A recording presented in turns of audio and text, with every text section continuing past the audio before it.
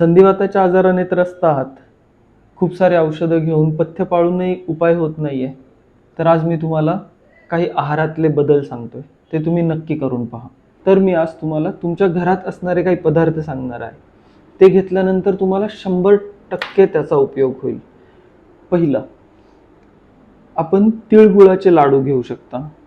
दुसरं, आपण त्याचबरोबर तुपात तळलेला डिंक, मनुके, खजूर, वेलची यांपासून बनवलेला लाडू हाही तुम्ही दिवसाआड घेऊ शकता. त्याचबरोबर संध्याकाळच्या जेवणामध्ये 1 चमचा तूप अवश्य घ्या.